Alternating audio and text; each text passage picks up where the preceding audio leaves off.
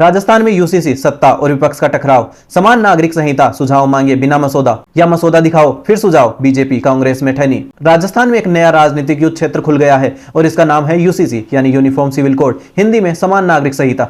पहले समझते हैं यूसीसी है क्या। आज भारत में शादी, तलाक, विरासत, गोद लेने जैसे व्यक्तिगत मामलों में अलग अलग धर्मों के लिए अलग अलग कानूनों से चलते हैं। हिंदुओं के लिए हिंदू मैरिज एक्ट, मुसलमानों के लिए सरिया आधारित पर्सनल लॉ, ईसाइयों के लिए क्रिश्चियन मैरिज एक्ट। यूसीसी का मतलब एक देश एक कानून, धर्म से परे सबके लिए एक जैसा सिविल कानून। संविधान का अनुच्छेद 44 कहता है राज्य देश भर में नागरिकों के लिए एक समान नागरिक संहिता सुरक्षित करने का प्रयास करेगा। यह एक निर्देशित सिद्धांत है, बाध्यकारी नहीं।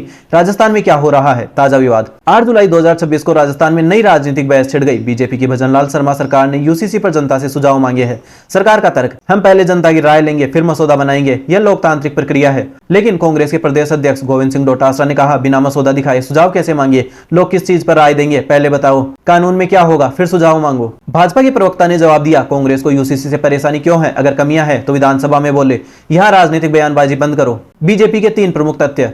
पहला, संवैधानिक दायित्व। अनुच्छेद 44 में यूसीसी का प्रावधान है। बीजेपी कहती है यह सिर्फ पार्टी का एजेंडा नहीं, संविधान का सपना है। दूसरा, महिलाओं को समान अधिकार। बीजेपी का तर्क है कि मुस्लिम पर्सनल लॉ में 3 तलाक, बहुविवाह और पैतृक संपत्ति में ऐसा मान्यताएं हैं, यूसीसी से महिलाओं को बराबरी मिलेगी। तीसरा, उत्तराखंड मॉडल। उत्तराखंड पहला राज्य बना जिसने यूसीसी कानून पारित किया, वहां के अनुभव से राजस्थान सीखेगा।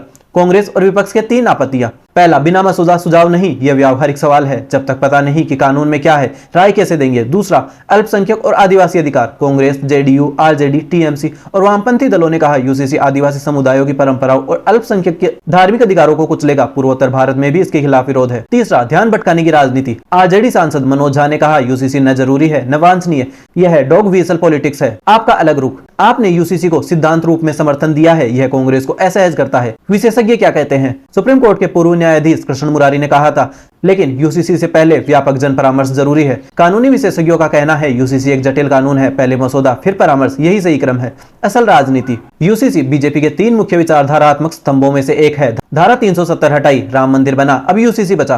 राजस्थान में 2028 का विधानसभा चुनाव नजदीक नहीं है, लेकिन बीजेपी इस मुद्दे को जीवित रखना चाहती है। यूसीसी का विचार कि सब नागरिकों के लिए एक जैसा कानून हो अपने आप में बुरा नहीं, लेकिन रास्ता महत्वपूर्ण है। बिना मसौदा जनता के सुझाव मांगना यह पारदर्शिता नहीं, खाना पूर्ति है। जनता को पहले बताना होगा कि शादी, तलाक, विरासत किस किस बात में क्या बदलेगा, तब असली राय बनेगी।